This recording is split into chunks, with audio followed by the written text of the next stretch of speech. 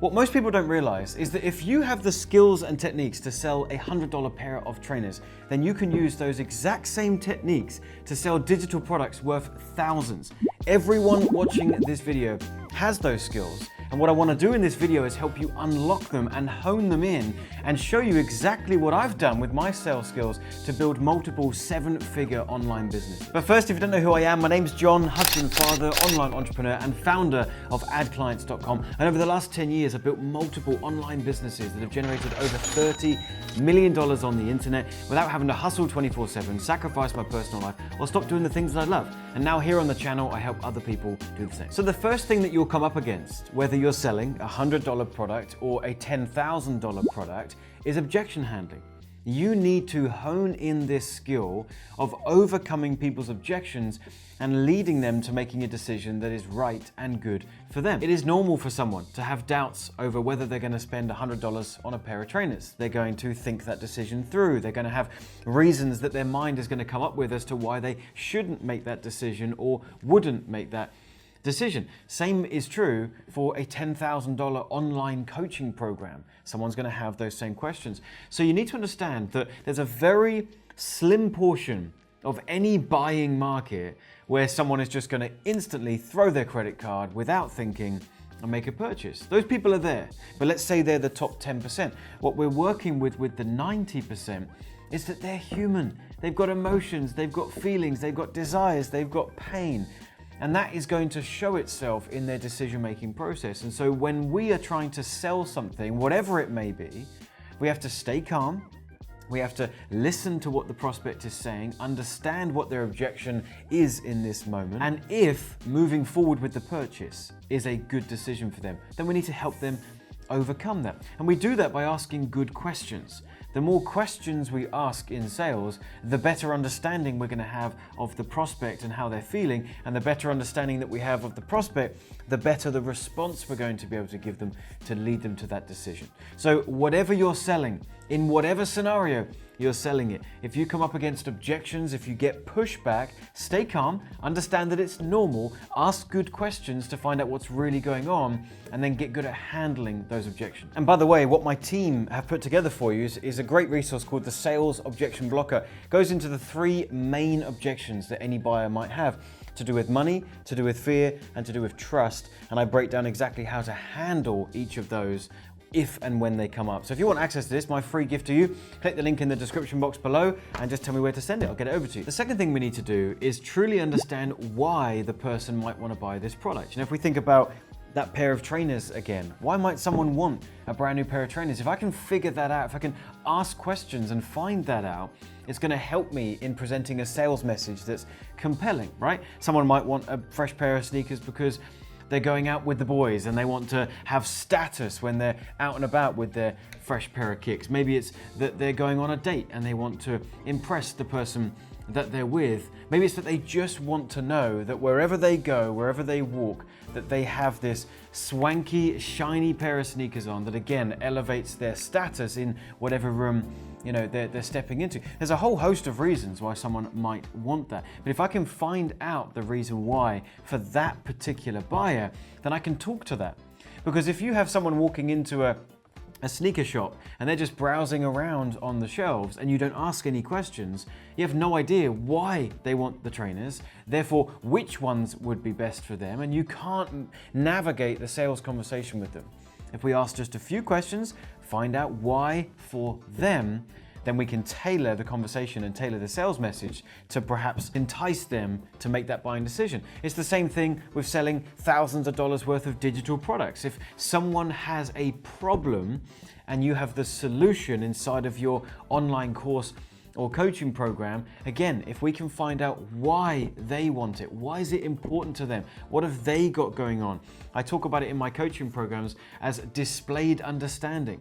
If we can display to the prospect that we understand them, we get them, we understand what's going on, then they're going to be able to resonate with us, they're going to feel more connected with us, the trust is going to build, and then we're going to be able to move them through the process. Again, if it's the right next step for them. But it all starts with understanding why they need and want the product. Following on from that, the next thing is building that trust and authority that you are the obvious choice to buy from, right? They can buy trainers and sneakers from anyone and anywhere. So why should they buy from you? Why should they buy from your online store? Why should they buy from this conversation that perhaps you're currently having? Well, you can demonstrate that authority by the way in which you talk about your experience and talk about the product.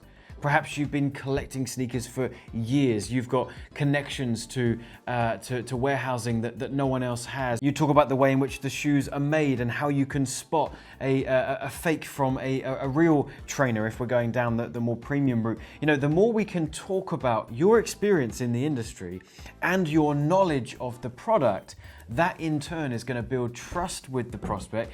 It's going to elevate you as an authority. And now when they go to make that buying decision, you become the obvious choice, because why would they want to go to a general store with no detailed information when they've gotten all this great information from you? And the same goes for selling digital products with a 4-figure or even a 5-figure price tag. What the prospect is looking for is trust to build with you, and that they can see you're an authority, and that will build their confidence and their desire to invest with you. So the more you can talk about your experience in the industry and your knowledge of their problem, and you display that understanding, naturally they will gravitate towards you and you'll become the obvious choice. The next thing is creating doubt in the mind of your prospect. And what we do there is we talk about other options that could be available to them, and perhaps very gently, very subtly, we're talking about the issues with those. So if we're trying to sell this pair of shoes right here, right now, I might be dropping into conversation that there are other retailers that sell this particular shoe, but sometimes there's issues. Sometimes the sole starts to fall away, or the way the laces, meet with the, well, I'm showing my knowledge of trainers here. What does that go into? The ringlets? Those little holes, I ain't got a clue what they're called. Oh, well.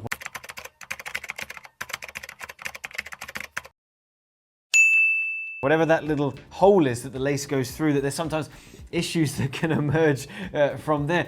The more we talk about that, the more we're creating doubt in the mind of the prospect that, well, I don't want to go anywhere else now then. I mean, this person is elevated as an authority in my mind now. I'm building trust with them. I'm now having doubt for going anywhere else. I'm more likely to go with them. Same thing is true for digital products. We can subtly drop into conversation things that will cause a little bit of doubt in the prospect's mind that they will be able to get the result if they go elsewhere.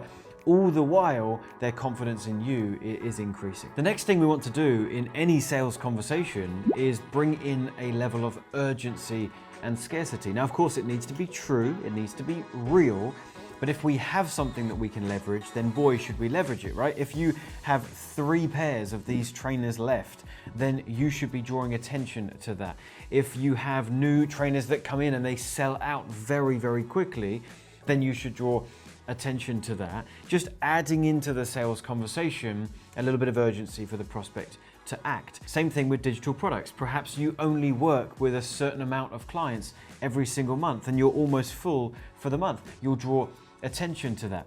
Maybe you don't work with everyone, and so there's a vetting process and there's an application process to work with you, and if accepted, then this will happen. And so we're creating this urgency to, okay, let me just at least apply for this thing and see if I can get in, because it doesn't sound like John works with very many people and I want to know if I make the cut. If we can add some of these pieces in, it's going to make your sales conversations, again, just a little bit smoother, and it's going to lead the prospect to making the buying decision. Now, the next thing we have to do is affirm the sale if someone is just about to purchase or they have just purchased. It's really important to make someone feel comfortable with the buying decision that they're just about to make or have made. You know, like in a retail scenario, you buy that new pair of trainers, or you buy a nice new jacket, or you buy some new trousers or pants if you're in America.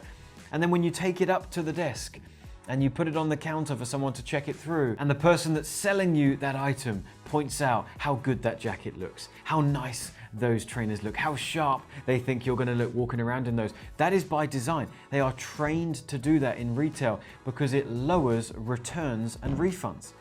If someone is thinking about returning a pair of trainers, you think, oh, but the cute man or the cute lady at the desk said that it looked really nice, so maybe I'll keep them.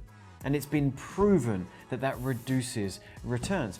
Same thing is true in an online coaching or digital product environment. Someone's making a decision. It's a big one. Let's affirm it. Let's say things like, hey, look, you're about to make an incredible decision. I'm going to take really good care of you. As soon as we put this payment through, here's what's going to happen. And talk them through the next steps so they feel comfortable and don't have buyer's remorse. I'm going to send you an email. In that email, it's going to contain these links. One of those links is booking your onboarding call. Let's get that booked in straight away. Then we're going to do this, and we're going to do this, and we're going to hit the ground running. And it makes them feel calm and comfortable with the decision. Can you imagine spending $5,000 over the phone and the person puts the phone down and immediately you've received nothing? And then they go quiet for 24 hours. Like, your brain's going crazy. You're thinking, have I been scammed? Should I have made this decision? I'm feeling nervous. And that's when you might go and charge back with your bank. So we've got to make them feel really comfortable and affirm the sale. And finally, you've got to believe in your product, okay? Whatever it is that you're selling, if you don't actually believe in it, if you don't think it's the best, you're not going to be able to sell it effectively. You are going to get caught out. So you've got to feel good about what you're selling. And an example of this would be a few years ago, me and a business partner launched a software platform. It's for entrepreneurs to build and grow their companies online. We handle their sales funnels, their help desk, their websites, their checkout process, their membership areas. We do so much. But when I first partnered with my business partner, Ryan, the product wasn't quite where I would need it to feel good about selling it. So guess what we did? We went back into 2 more years of development. And we spent hundreds of thousands of dollars in further development after millions had already been spent, because we needed to build just a few more features that I needed, features that I wanted. And once we had those, we had an incredible platform that I felt really, really good about offering. And I waited 2 years to be able to do that instead of trying to shortcut and sell something that I didn't feel 100% committed to. All right, that platform is called Funneler, by the way, funneler.com. We'll leave a link in the description box if you want to check that out. But again, it's really important that you believe in what you're selling. You feel good and confident that it's going to get the buyer the result that they want. It's going to tick the box on their reason why they want it. It's critical. If you've enjoyed today's video and you'd like to go deeper on this topic of sales, and it is a fun topic, then check out this video here where I'm going to teach you how you can 3x your sales using my $10 million sales script. It's an incredible process. It's going to go real deep on sales now. So click this if you want to check that out, and I'll see you in a future video.